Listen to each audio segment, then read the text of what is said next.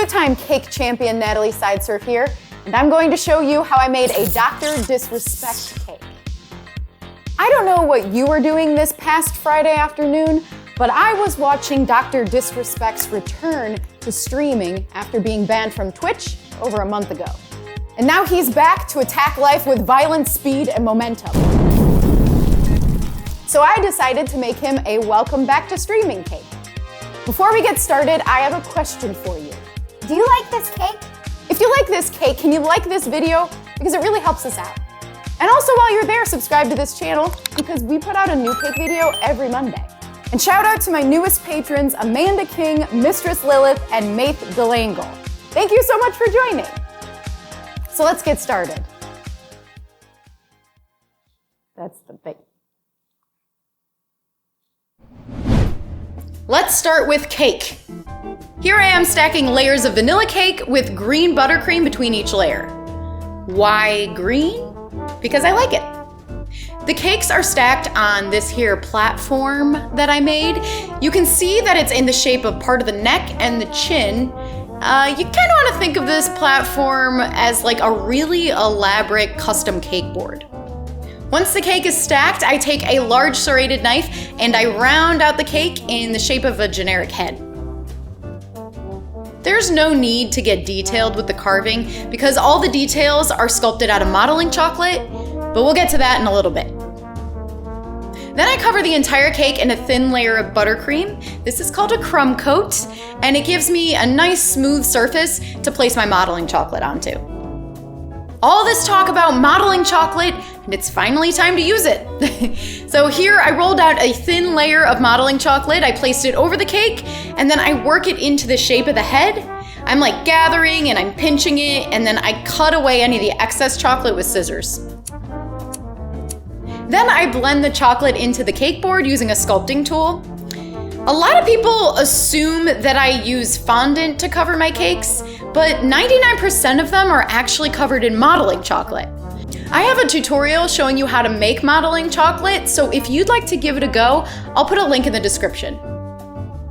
Next, I draw out where all of Dr. Disrespect's features will be with a sculpting tool.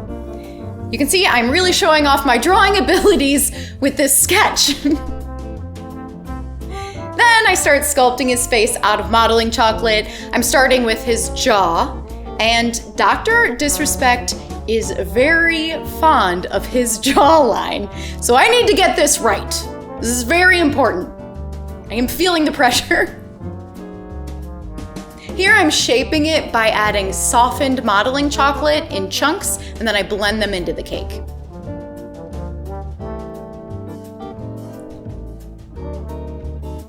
Now that I finished sculpting his glass-cutting jawline, I'm going to move on to sculpting his chin, and then I'm gonna work my way up to his lips, Slick Daddy, his nose, his cheeks, and his glasses. What's a Slick Daddy, you ask?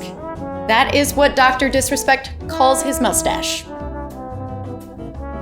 And now it is what I will call mustaches. Stealing it. I mentioned Twitch earlier, so if you're not familiar, Twitch is a live streaming platform. It's mostly for gamers. And Dr. Disrespect is a character played by Herschel Beam, and he plays these multiplayer video games. He also wears a black mullet wig, and he wears sunglasses and a tactical vest, and he was one of the most popular streamers on Twitch prior to being banned. Pretty impressive. He was banned on June 26th, and it was quite the hot topic.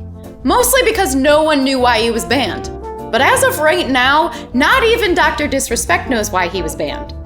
In his recent YouTube stream, he said, "We still have no idea." That's pretty crazy. He should know by now. This may surprise you, but this is the very first welcome back to streaming cake that I've ever made. And I have to admit that it is a good one. Dr. Disrespect is a hilarious character and his outfit is so great.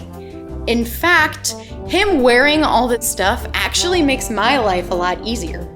He's got the mustache and the glasses and the mullet wig, and it's all so distinct and specific that it would be really hard for people who know him to not recognize that it's him. That is a bonus for me because making cakes that look like people is really, really hard. It's the hardest thing that I make, I promise. I mean, look at this. Who else could this possibly be? No one. The answer is no one. Now that his face is sculpted, it's time to add his headphones and his hair, and I'm going to make his shoulders out of chocolate. Oh, I also want to tell you guys a story about this cake. So my husband Dave and I were super busy while we were working on the cake, and we decided that we were going to order a pizza. So the pizza delivery man came right about at this stage of the cake, and I answered the door, and I'm signing the receipt, and the pizza delivery man says, "Can I ask you a question?" And I was like, "Of course, sure." And he peeks just past me down my long hallway to my workspace and says, "Is that a bust of Dr. Disrespect?" I was so excited that he knew who it was. Woohoo! That means two things. That means that Dr. Disrespect is a super recognizable character, and that means that this cake actually looks like him, which makes me super happy.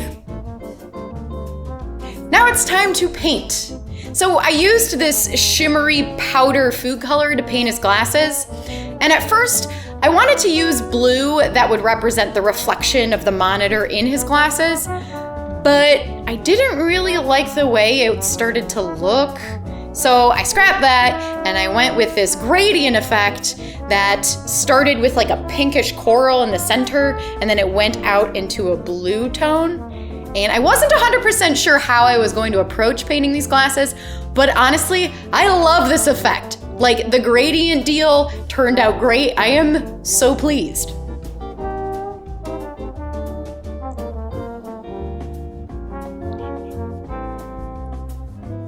Then I went in and painted his skin tone. I know it's pretty similar to the color of the chocolate, but I always like to hand paint at least just one layer of color because I feel like the chocolate, when it's unpainted, makes it look a little bit plastic.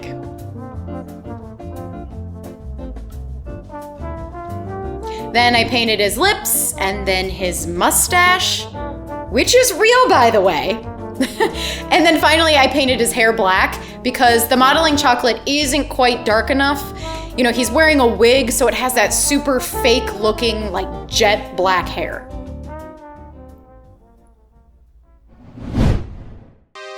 And there you have it, a Dr. Disrespect cake. And now, my favorite part. Let's cut the cake.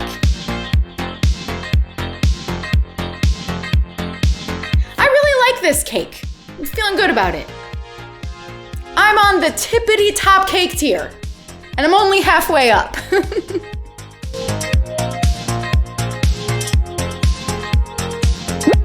Have you subscribed yet? Have I proven myself worthy of your subscription?